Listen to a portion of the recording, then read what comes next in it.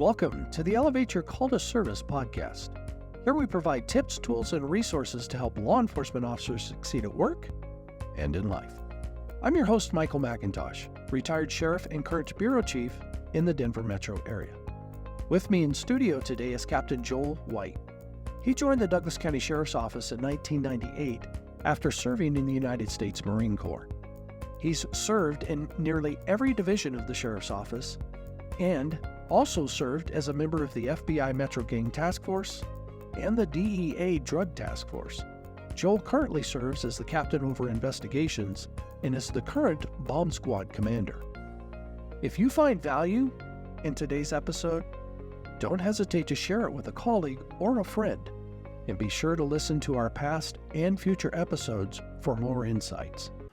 Well, Joel, one of the things that I'd like to really kind of talk about today is, there's a lot of people in law enforcement. They get into law enforcement either when they first get in, they start thinking about task force, or once they're in an agency, they start dreaming about or thinking about being in a task force. And task forces, they are a great way of pulling a lot of resources together to combat specific things in law enforcement. In the Denver metro area, we have several different task forces that a lot of agencies bring resources to. And it's good for combating issues on a large scale. Not everybody is meant, or not everybody is built to be a task force officer. And one of the things that I'd like to talk about is you've been a task force officer. I never have. I just wasn't really built for that. And thank goodness I had somebody that I respected in leadership in the sheriff's office at the time that said, that's just not you. I know you, Mike. I know who you are, and that's just not well suited for you. There's a lot of other things that you can do, but being a TFO is probably not one of those. And that was specifically at the time for kind of the drugs. Now we've got different task forces out there now that we've partnered with the different federal agencies, but I know you were in a drug task force. First, what makes a good, as an administrator, what am I looking for in an officer, in a deputy, in a detective to make a good task force officer?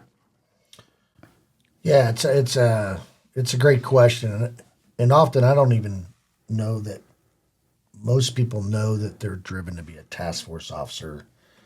Some are last minute, like, that looks interesting. I might like that, because there are so many different task force. Some people fall into it, and then some people strive to do it. And sometimes it works and sometimes it doesn't. But when you're looking as an administrator for a task force, you're looking for often a veteran police officer or a detective. Task force work has changed, I'd say, in the last 15 years, incredibly, where it used to be heavy on surveillance, heavy on counter surveillance, and very little documentation search warrants. Now it's affidavit heavy with different affidavits. So you have to have a veteran cop who understands writing. I think a lot of people get into task force work and their basic reading and writing skills are basic, and it's complicated affidavits, and you can get in and write tracker warrants, basic search warrants. Now it's wire affidavits. It's complex investigations through cell phone. The cell phone affidavits and work in towers and traps and traces. So they really have to be I think, number one, a good writer. They have to be flexible. You really want to find somebody who is very good they love your agency. So you can't have often in this line of work, they'll leave and they forget sometimes where they work. And so you have to find somebody with a good balance that has an appreciation and understands the agency they're coming from and what they're going to in the task force work. You have to find somebody who's committed to the job, and that's a massive struggle right now is task force workers, long hours.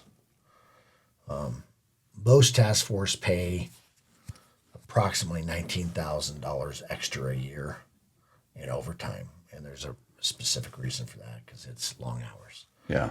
And so you have to find somebody committed with total buy-in for that task force, whatever that task force is, and their mission and goal set is.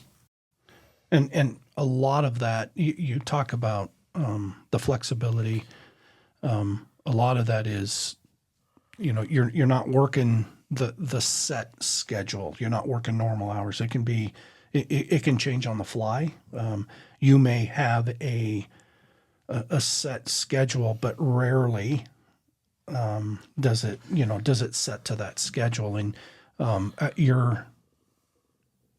your analysis of where we're at today is, from what I've seen, is spot on because it's really hard in today's environment, especially when you start talking about that combination of you want an experienced officer, you want somebody probably who's if they've not been through detectives, they're one of your top report writers. They're the go-getters.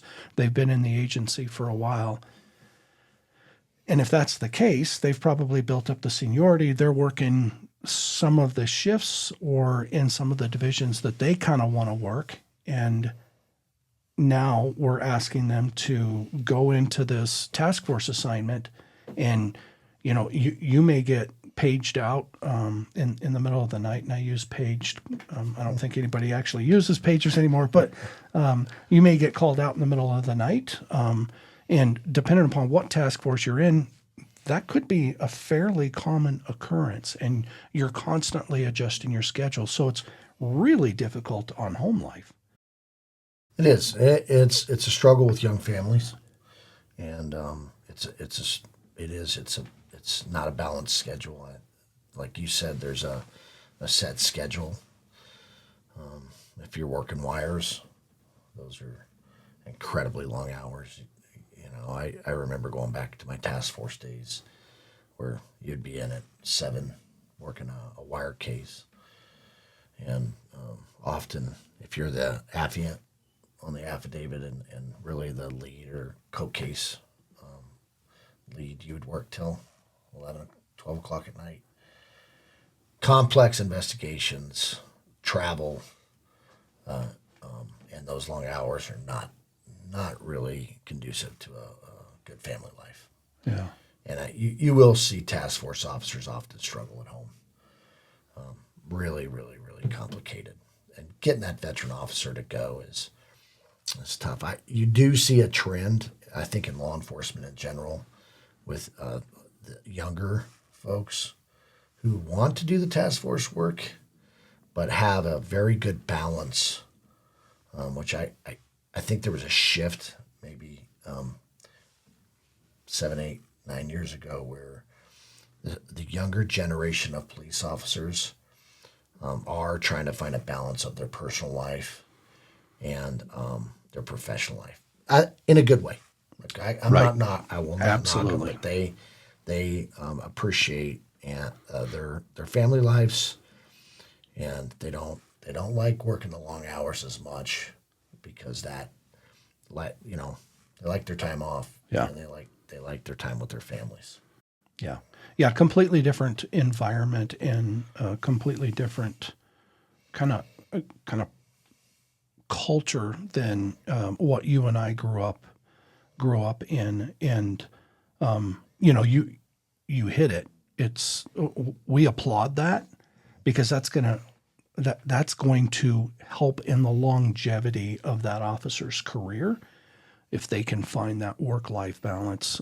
It's also going to help them with their home life, with their relationship with their significant other, with their relationship with their kids if they have any. And so we totally encourage that. There's seasons in a law enforcement career where officers, depending upon what's going on, and I would agree with you, if you're younger and you don't have a family yet, great job for them. The problem is they're not the ones, unless they've developed them well, they're probably not the ones that are ready to be in that type of environment. Because you kind of hit it on the head. You've got to love the agency, because you get into a task force and you're separated from the agency. You're reminded once a month when the check hits the bank account that oh yeah, my agency just paid me. But other than that, there's not a lot of interaction when you're in a task force with your home agency. You kind of lose touch with what's going on in your own agency. And I know that as administrators, we've kind of talked about making sure that we don't leave a TFO in position for too long. And some people will tell you that that's 3 to 5. Some people will tell you it's 5 to 7. But there is a number out there for an agency. And I think that sometimes it also depends upon what task force you're on and the interaction that they actually have with the agency. But what did you see when you were in the task force as some of the things that an officer that's thinking about getting into that, what advice would you give them, and how would you encourage them to develop themselves on the front end so that they're prepared to really do that job and do it well? That's a really good question, because I fell into task force work.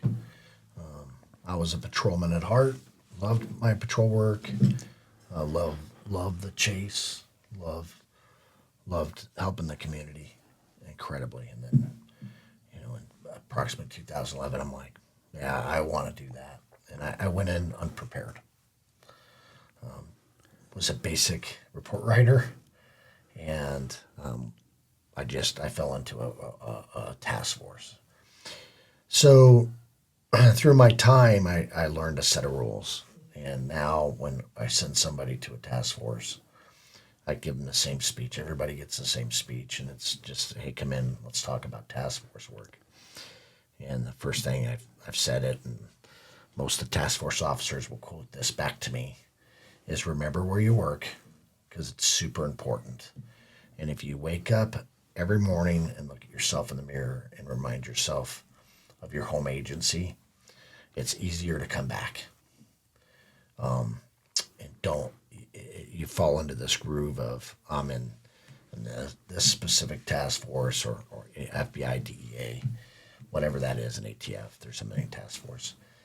And remember, you don't work for them, and you work for your home agency. And when you do that, it becomes incredibly easy to come back. And we do. We lose a lot of officers who are like,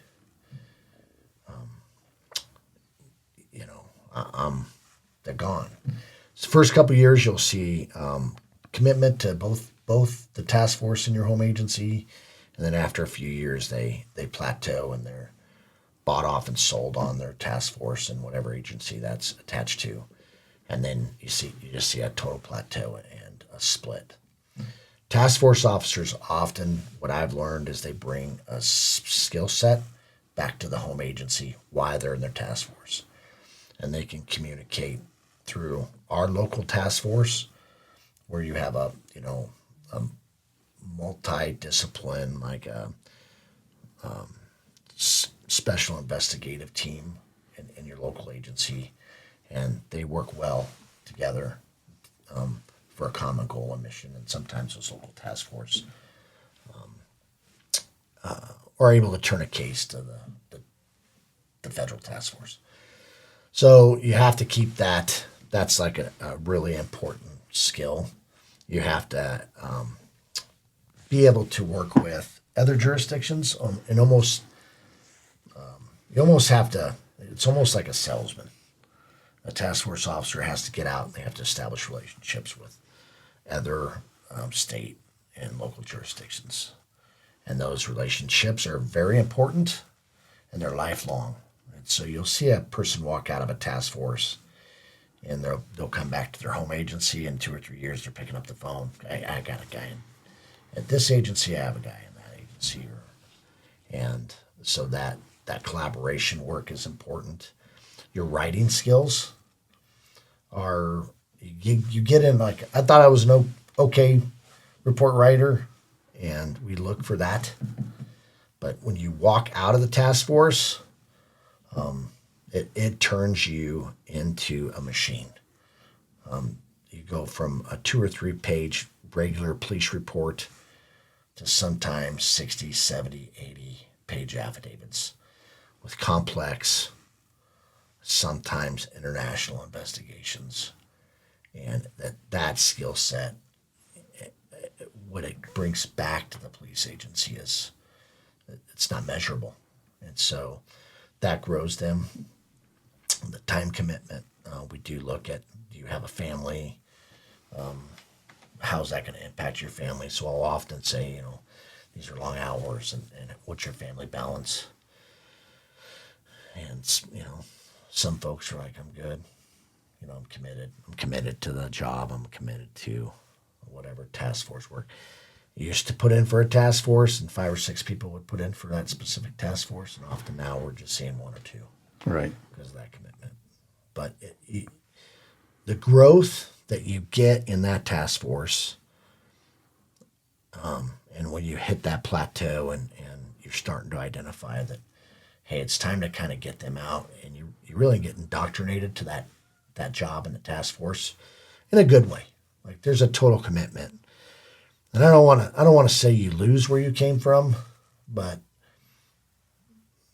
you're an employee of that agency, and what you bring back to the agency after your task force work, I think that's important why there's a time limit. I think, it's important what they can bring back to the agency in a leadership fashion that really, again, as I used the word earlier, is immeasurable, like talented. We want to send our best to the task force. You don't want to punt an average employee to a task force. You want to absolutely, as administrators, send the best person to represent your agency. I know me and you have talked about that in the past. And then you want to send, when agencies send an average person to a task force, it's day to day and they get by. But if you send your best to the task force, they grow in so many different ways. They're running operational. As a task force officer, I was running nationwide takedowns. I was coordinating with other states, other local task force, sometimes international units to on an operation or a takedown. And when you bring that back to a local agency, there's no comparison. Right. So you're trying to, and then you're taking as an agency that person, bringing them back, plugging them in an important role, and trying to grow them into a supervisor. It's really important, that I believe that when somebody comes back from a task force, the natural progression of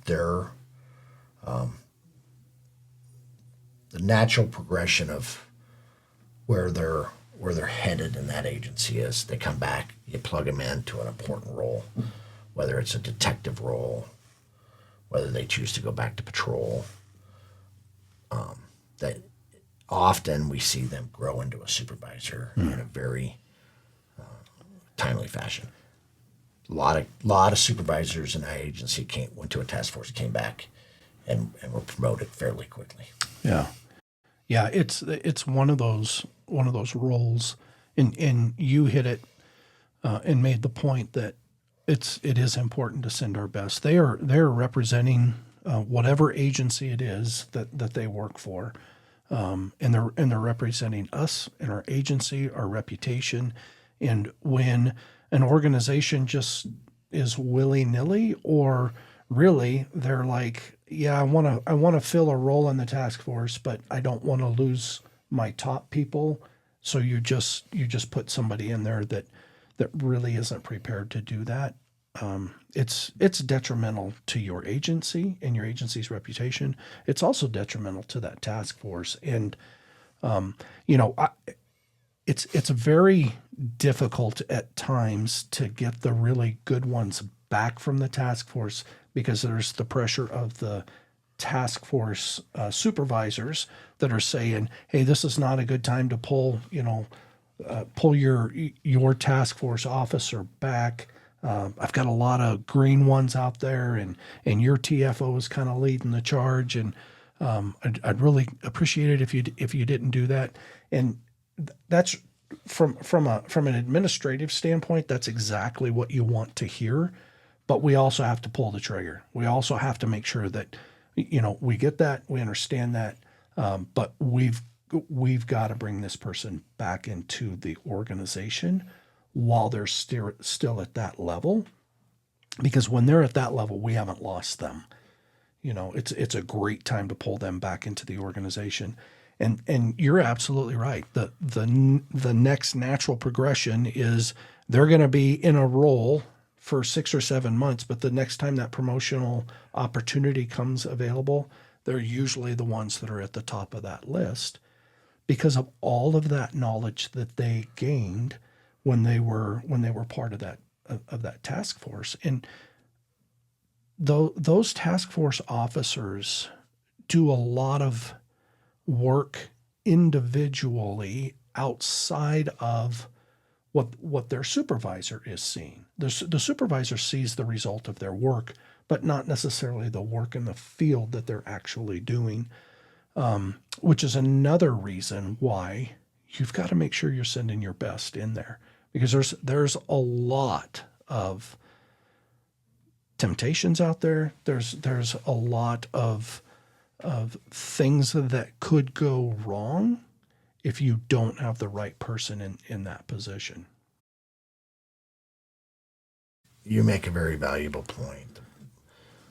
Not to digress, but you have to find somebody mature who's self motivated. It's kind of an odd situation. There's really a small supervisor. I mean, your home agency, you have a supervisor, but they're pretty much unplugged because they have a supervisor at their task force, and it's not the normal relationship. And when you talk about temptations, when you watch other agencies, I taught a basic course for a task force, and you would see other states. I think the state that we're in does a great job of picking their best, and the leaders in the metro area do a really good job in this state. And some other states that I taught with, they would send an average person to the task force and not check the maturity and not check, kind of their personalities and the temptations on some work ethic to the last in every day, the first to leave. And I've seen task force officers end up on the news with those temptations, with just they're unplugged. They're unplugged and very minimal supervision in the task force. And I've watched over the years people get away with things, and then they get into they get in trouble, and it's normally not. You can't recover from that trouble, and so you'll see task force officers end up on the news a lot, just totally unplugged from supervisors. So that maturity is critical. One of the things that you know, when we talk about TFOs and having them out in the field, and you kind of touch on it. It's not the time we're going to send them there so that they learn how to write affidavits or they learn how to write good reports. It's got to be the ones that are already doing that. They're going to get better, but they're already doing that. It's really not the place to send somebody as a learning ground. It's really got to be the person that is already doing a really good job within your organization. Yeah, you bring a great point. So you definitely want somebody that's pretty plug and play. I mean, they're not. I was blessed with where I was at. I was a self-starter, pretty motivated when I went into the task force. But now we look for detectives who have a basic skill set of writing affidavits and writing search warrants and writing complex filings. And we get that through the Detective Bureau or Investigations Bureau, or you get it from laterals who come from other agencies who have that talent and they bring that talent with them from that other agency. And you really do look for those talents because the task force is not going to spend a lot of time training you. The task force, I remember the task force that I came to. I came from patrol. Very basic skill set. Not in a bad way. I mean, I had, 13 years on the job when I went. And I remember my group supervisor handed me a book. It was a pretty thick book, and he's like, here's how to write our style. Read it, know it, and you have to write this way. And so you dig, you're like, okay, that's it. And then you start asking other task force officers for go-by as an example, writing examples, and how do I write this, and how do I write that? And so there's not a lot of time for transition. And it's trial by fire, and it's good. It can be really good. So those important steps, I think, also mature you, and you're like, wow. And then I go back now and I look at my first affidavits to this day. I still read some of my first affidavits when I'm trying to help young detectives, and I'm like, oh my gosh, Right. that was horrible. Right. And then you go, when you mature you're in there 5 years, and you're like, oh, that's a way better affidavit. And I look at our young detectives in our task force now and try to help them and try to point that. I think that's what we do as leaders, is help them and not beat them up, but say, have you thought about this and that? And so if you do this task force right, not only do you come back with operational experience, and you can look at a basic function in your office and really dissect an operation quickly and put it into place and go. You get that. You get that writing experience, and you're able to really dissect and help young patrol folks, detectives, and say, have you thought about these things and add these things in a really good way. That sets you up for success. Task force can completely set you up for success if you have the right person. Yeah, you get kind of the administrative side, but you also really kind of get the tactical side of an operation. And really, when you're running an operation, it's imperative that you have both, because if you don't do it right tactically, if you're not checking all of the boxes, it could be, actually very dangerous for those that are involved. But the administrative side, the side that that's going to end up in the courtroom, the side that's going to be scrutinized by attorneys, judges, that you're going to have to sit on the stand and talk about. That's got to be up to par as well. So it really, really does, one, take a well-rounded officer, deputy, but it also gives the opportunity to really enhance that. And I think that that's one of the key reasons why when they come back from a task force, that's probably one of your next supervisors, because they see the bigger picture of what it is that you're trying to accomplish. And what a great asset to that team or that shift that supervisor is running now, because of the knowledge, the skill set, the mentoring that supervisor can provide to their team. It's invaluable. I've always been a very strong proponent of, before somebody takes that next step and goes into a supervision role, that they've either gone through detectives or they've participated in a task force. So they have the opportunity to really kind of see things from the beginning to the end. And in a task force, you see that even more than you do even as a detective, because detectives typically get the case handed to them from a patrolman who was out in the field and had to report on the incident.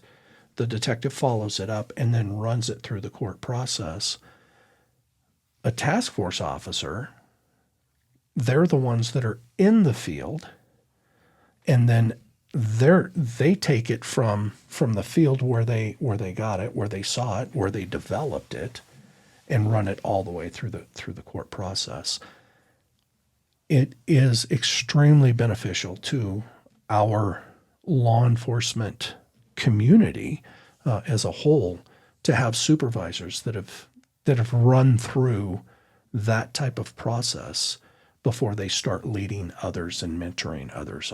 I can tell you that, though I didn't work on a task force, my time that I spent in detectives, running those different cases and running different crime scenes, it was invaluable to my foundation in my supervisory role, my leadership role within an organization. And it's still, today I'm blessed to be over law enforcement operations. I'm blessed to be the bureau chief that has patrol and investigations.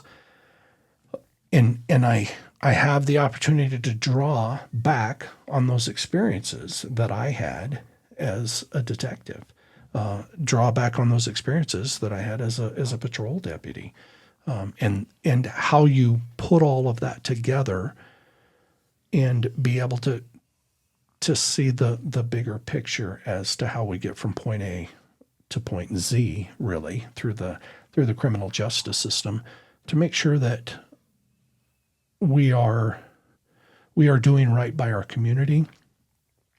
And then the other piece of that is the passion that both you and I share in ensuring that we are developing our officers, those that are under our charge, or those that would listen to a podcast, go through leadership, that really want to be developed and want to have very successful careers. And I think that those roles that are within an organization set deputies, set officers up for success in the future. Yeah, I get excited. I don't think the task force officers get as excited as I do. But I see a task force officer. I see somebody go in our task force, and I get excited to get them into that task force and through the process. We have an opening in a task force. Somebody's coming out. Somebody's rotating. Somebody sometimes the task force officers just like, it's time to come back.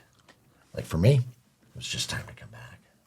I was like, okay, let's get going. Let's giddy up and let's get back and do some different things and develop my career differently. And so when I see as a leader, a task force position opening up, I'm sure you've seen it. I get excited. Yeah. Like who's going?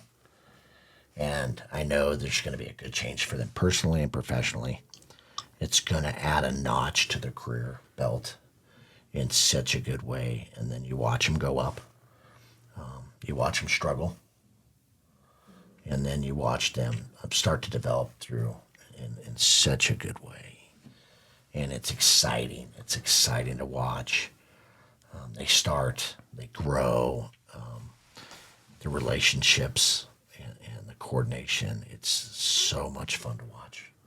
Like I literally get excited, and I get to talk to these task force officers and mentor them. Tell them what they're doing good. And some of the task force officers will have a good arrest or a fantastic case, and you get the text messages. So early on, they don't really say much because they're working other people's cases and learning. Right. And then all of a sudden you get a text message with a big seizure or a really big hit where they're putting 8, 12, 14 people in jail on a case, and they're so proud. Or look, I seized 20 guns, X amount of narcotics, or had an impact on a national case, and they send that back, and you just light up. Yeah. That's so awesome. So proud of you. Yeah. And that is such a good career progression. They plateau, and then you're like, I'm excited. We've had some task force officers rotate back, and you're excited to find a place to plug them that's not only beneficial for them but the agency. Right. And they're going to come back and grow that team, grow the agency, and then the immediate. So what I do, I try to do about a year out, or 2 years. I'm like, what are you coming back to do? What are your goals? What are your short-term goals? What are your long-term goals? But what are you going to come back and do in this agency? What do you want to do? And I'll tell you for a fact, I don't want to hear that I'm just going to come back and do X and move on with my life. A good task force officers they start applying. They know the end is coming, and they start putting in for supervisory positions, and they go off to do such incredible things. And we do. It's tough. It's a tough conversation to have with a task force officer when you bring them back, and it's time for you to come back. And it's not a fun conversation because it's such a way of life, and they're doing so many good things for our community. And at that point, their growth, it plateaus because it's just a routine investigation on such a high level. And then they look, I'm going to be honest, like I was doing some international drug investigations, and you look to come back and you're like, I'm going to come back and do something local. Right. Right. But then you have to remember your home agency at that point and what you bring back to the team. So when you have those tough conversations with them to come out, it's what are you doing next? Like, let's go. Like, let's get you promoted. Right. What can you bring to this team or that team? And sometimes you give them some options. What are your options to come back and grow you? And it's not only back to the detective bureau, patrol bureau. It can be anywhere within that agency, but they usually come back and provide such a good set of values, and it's a different person, not better than anybody else, but they come back a different person. Yeah. Very exciting. Well, and you know that they've gone through an incredible maturity process. You had talked about having that difficult conversation and the deputy plateauing, and I think that we see that before they do. Oh yeah. So a lot because they're in it, and they're just doing what they've been doing for the last year, 2 years, 3 years, and they don't really get or see that they've grown just about as much as they're going to grow in that position, and it really is time, now to move on. And a lot of times when you first approach them, it's like, well, what am I doing wrong? I mean, I'm making arrest. I was TFO of the month, or I had this case that was highlighted in the metro area, and it's not that you're doing anything wrong, and it's time to bring that asset back to the home organization, and to start to move the home organization, let them benefit from the skill set that you've obtained while you've been away from the organization. So let me ask you, we've got a young patrolman or a young detective that comes to you and says, hey, I really want to be a TFO. What are you going to tell them? What are the steps that you're going to tell them that they need to do before they apply for that position? That's a great question. First, and I get young patrolmen all the time say I want to be a task force officer. Or it even goes back to the academy. Like I'll be right. The academy teaching. I ask everybody, what do you want to do? Usually just a very small percentage, and that's okay. They'll raise their hands and say, I want to work in a task force. I'll ask what task force you want to work in. And some say narcotics, and some say, maybe the terrorism task force with our partners at the FBI, or a fugitive task force. And so you look at that specific, and you say, well, it's such a small percentage of police officers become task force officer. Very, very small. It's extremely hard to get into, but it's not as hard as you think. So I tell them, like, basic, like, what task force do you want to be? Well, I want to be in narcotics. Well, then on the street level, you need to get very good at interviews, flipping people. You need to be able to learn how to dig into cars and initiate good criminal narcotics investigations at that stage, or with fugitive task force, learning how to hunt through internet, social media, local databases.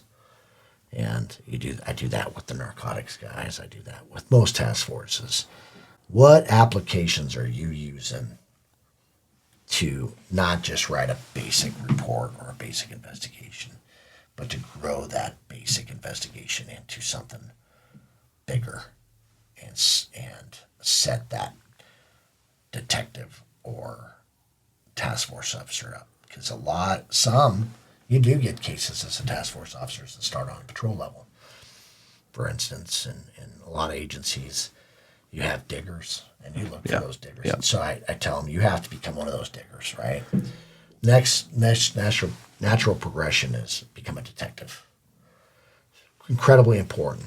Not 10, 12 years ago, it was good. It was better for you to do that, but they really recruited folks out of patrol. Right. Send them to task force, and you're seeing a shift because there's not a lot of time to train them in a task force for these affidavits. And the affidavits have changed incredibly with, every cell phone's a computer, and what those cell phones do, and the complexity of the investigations.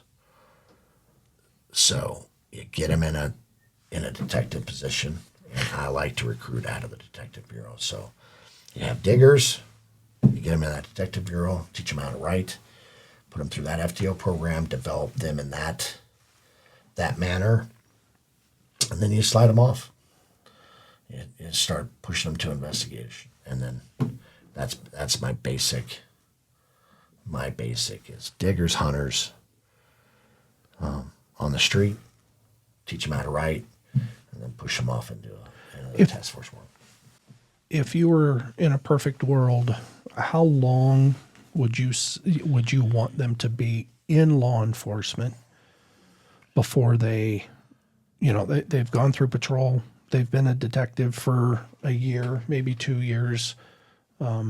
Are we talking a 5 to a 7 year deputy or officer, or even longer than that? Yeah, the magic number for me is 5. I think that you experience growth. It's really in the, and I pulled this. I work in the bomb community, and that's the magic number in the bomb community is 5. And you start talking about the maturity of an officer at 5 to 7 years. You see a shift in them developing. They're pretty. They should be very well developed at 5 years. And so I've always looked like 5 years is good. We don't always get them at 5 years. And sometimes you'll see a young, talented officer, super driven, and maybe has a year in another agency or 2 years. And you can sometimes pluck those folks out, send them, and they can be very successful if they're driven. But we do like a little bit more of a veteran officer, somebody who's developed, somebody who sometimes has not a 2-month-old baby in the house. Right. You're not doing them justice as a supervisor, pushing them out into the world. And but 5 to 7 years is preferred. I've seen folks go into task force in their late 40s, early 50s, and they do very good work. Yeah. And they're really developed. And we have folks who have been a detective for 5 to 10 years, and they go off to task force and do a wonderful job because their skill set's so high in those affidavits, maturity levels up. Right. Yeah. They've got those life skills that really apply when you're in that TFO world. And one thing, I had a great supervisor at my task force who was incredibly helpful in my development. I have stolen a lot of his leadership values, and I still take this to this day. I think when I went into task force, I was very focused on the task force work and not focused at home, and not focused. Some of my focus lacked. And I remember him setting me down and saying, we really have to divide some things up. And there's some things you can never miss at home. And so he tried to balance that lifestyle out, because you can lose that in a task force. You can lose the balance because it's so much fun. Right. I mean, I look back, I'm like, Yeah. ooh, those were great years, and you're punching doors, and you're on a plane to, in a different state, and sometimes a different country, and it is fun work, and you are making such an impact in our community as a whole that you forget home. And so I remember my supervisor, there's things you don't miss ever. It's not okay. Yeah. And one of those was you don't miss your kids' events ever. And you have some flexibility in a task force to really do that. And so I talk to these folks about don't miss home. Don't miss these events. Never, if you can help it, miss an event. You don't want your kids looking at you that way. Right. Well, Joel, I've appreciated our time. I hopefully can get you back here, and you've been in law enforcement a lot of years and been involved. You talked about the bomb community, and love to get you back and talk about some other topics. But I've really appreciated just your knowledge and your insight. It's great for our listeners to get the wide base of really what's out there in law enforcement, and this podcast is all about providing those tips, tools, and resources to really kind of elevate their experience, their career in law enforcement. So I thank you for that. Well, I can't thank you enough. This is a pleasure. This is a lot of fun. Yeah, great. So I really had a good time today. Thank you very much. Thanks. That's all for this week's episode of the Elevate Your Call to Service podcast. Follow us wherever you listen to podcasts. We invite you to visit our website at leleaders.com for our free guide, 10 questions to consider before putting in for your next promotion. Until next time, stay safe and remember, you have the power to make a difference.